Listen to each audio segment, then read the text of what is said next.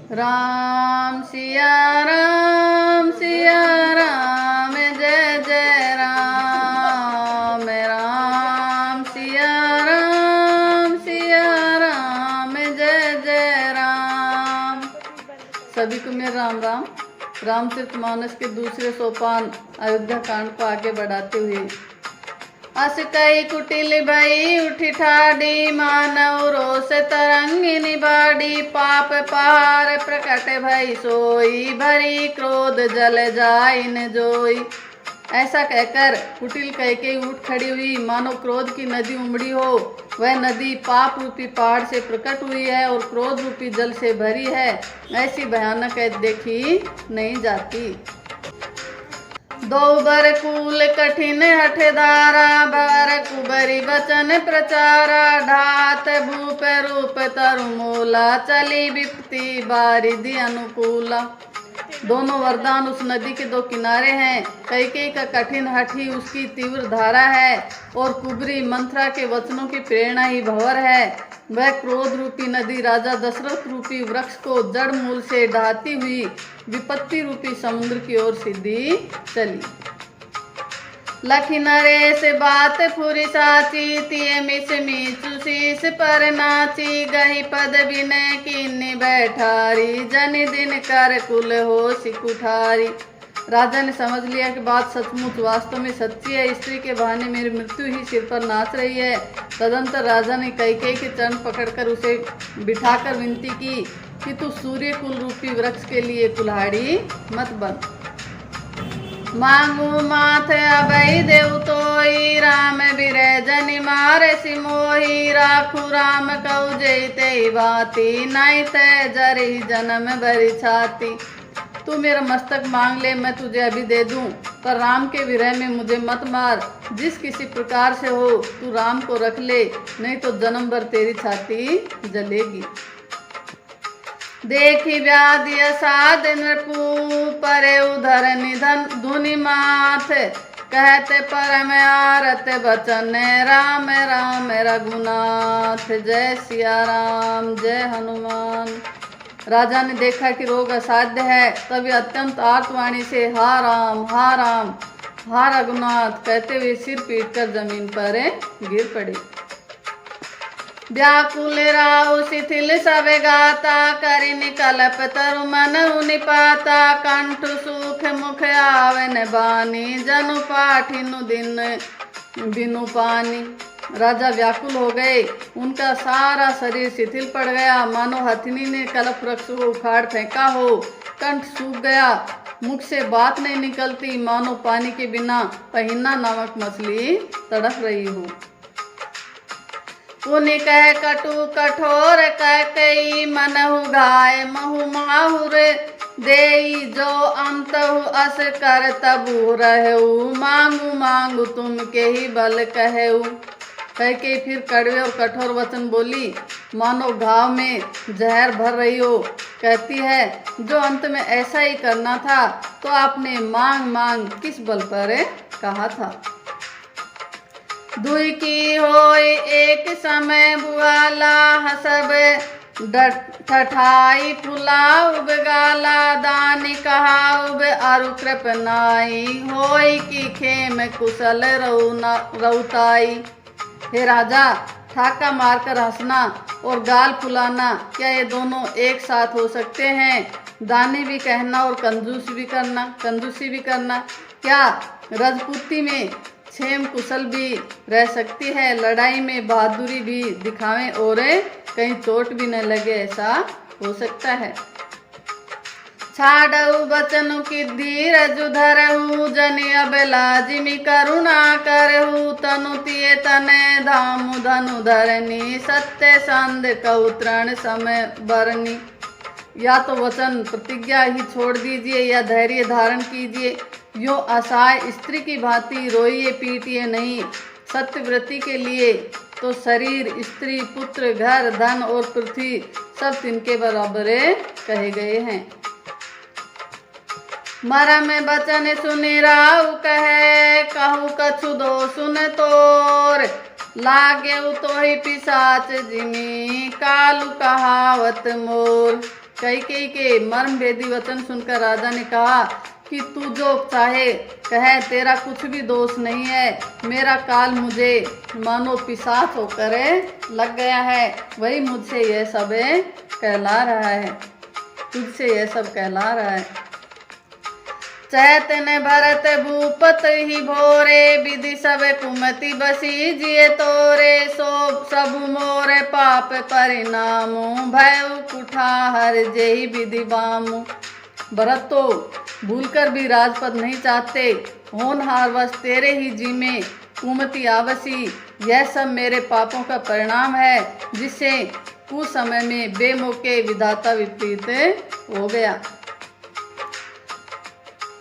सुबस बसी फिर अवध सुहाई, सब गुण दाम राम प्रभुताई। करी है भाई सकल सेवकाई, होई तिहुपुर राम बड़ाई।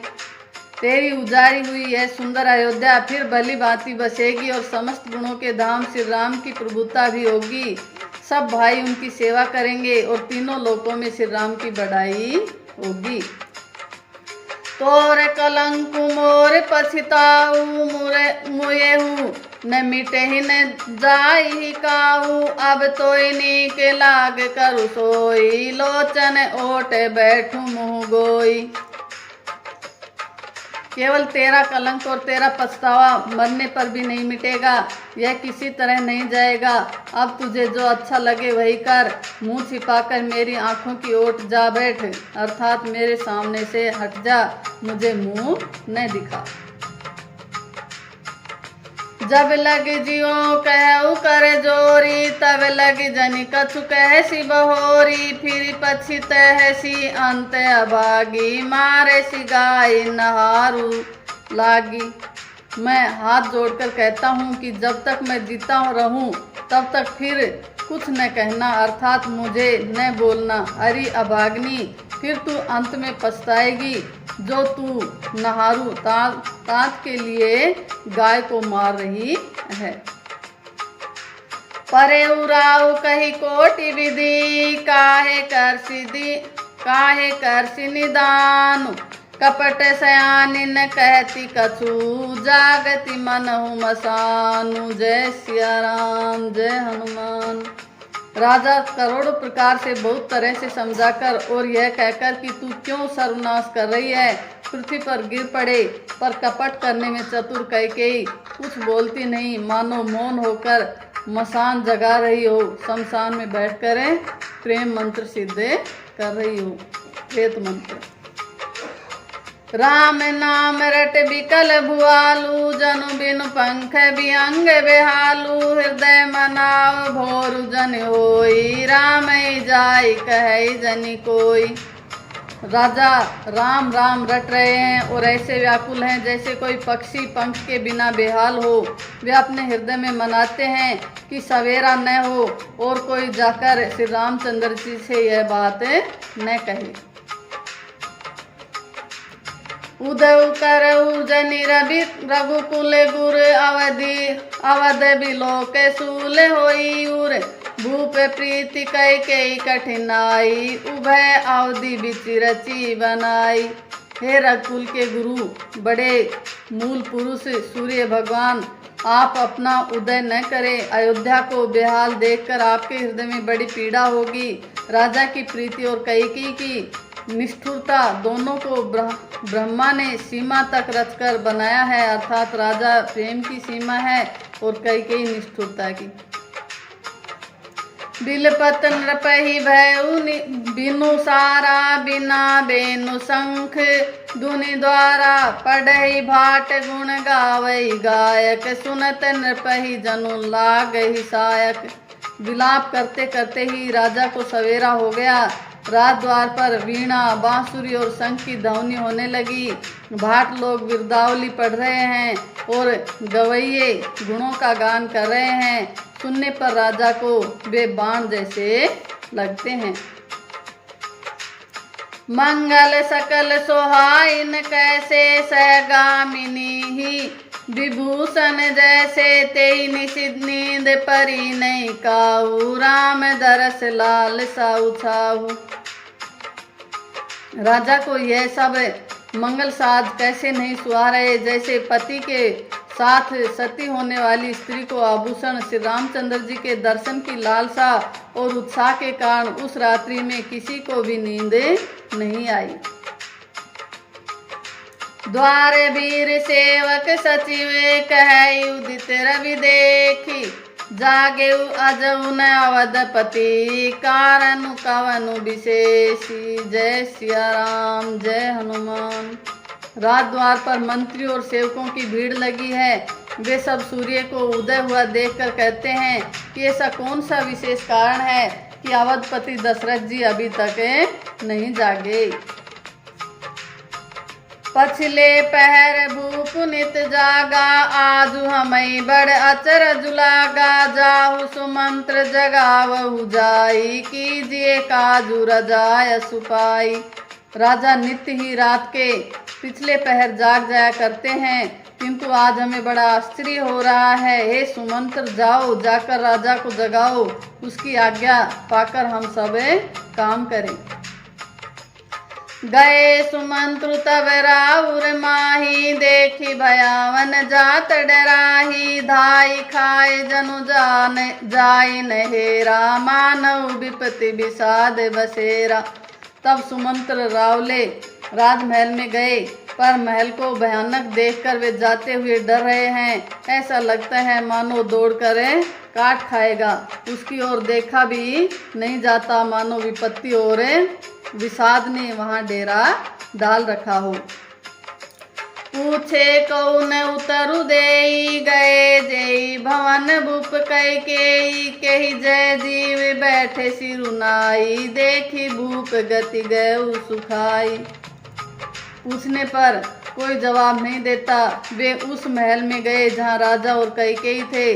जय जीव कहकर सिर नवाकर बैठे और राजा की दशा देखकर तो वे सूख ही गए। सोच विकल विवरण मई परेऊ, मानव कमल मूल परिहरेऊ। सचिव सबीत सकई नहीं पूछी, बोली अशुभ भरी शुभ छूछी। देखा कि राजा सोच में व्याकुल हैं, चेहरे का रंग उड़ गया है, जमीन पर ऐसे पड़े हैं मानो कमल जड़ छोड़कर जड़ से उखड़कर मुरझाया पड़ा हो। मंत्री मारे डर के कुछ पूछ नहीं सकते। तब अशुभ से भरी हुई और शुभ से विहीन कैकेयी बोली,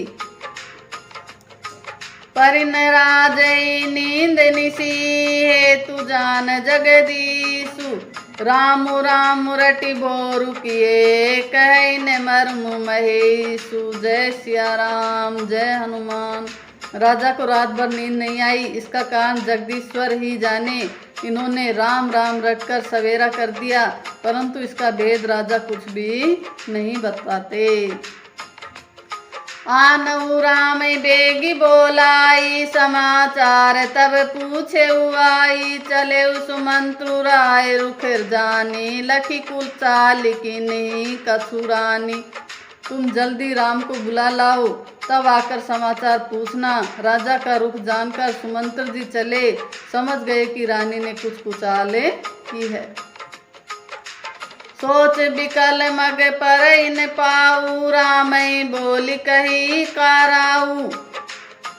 उर धरि धीर जुगऊ दुआरे, पूछई सकल देखी मनु मारे।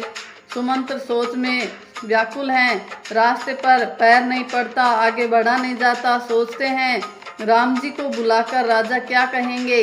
किसी तरह हृदय में धीरज धरकर वे द्वार पर गए। सब लोग उनको मन मारे उदास देखकर पूछने लगे, समाधान करी सो सबही का। गए जहाँ दिन कर कुलती का, राम सुमंत्र आवत देखा। आदर किन्ने पिता समलेखा।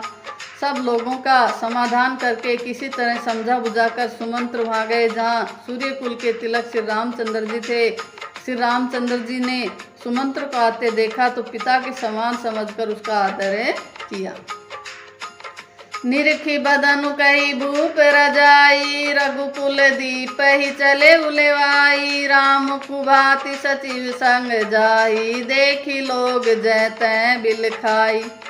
श्री रामचंद्र जी के मुख को देखकर और राजा की आज्ञा सुनाकर वे रघुकुल के दीपक श्री रामचंद्र जी को अपने साथ लिवा चले। श्री रामचंद्र जी मंत्री के साथ बुरी तरह से बिना किसी लवाजमे के जा रहे हैं। यह देखकर लोग जहाँ तहाँ विषाद कर रहे हैं। जाय देख रघुवंश मनि नरपति निपट कुसाजू सैमी परे उलखी सिंह नहीं मनहु वृद्ध गजराजू। रघुवंश मणि श्री रामचंद्र जी ने जाकर देखा कि राजा अत्यंत ही बुरी हालत में पड़े हैं, मानो सिंहनी को देखकर कोई बूढ़ा गजराज सहम कर गिर पड़ा हो। थैंक यू, धन्यवाद।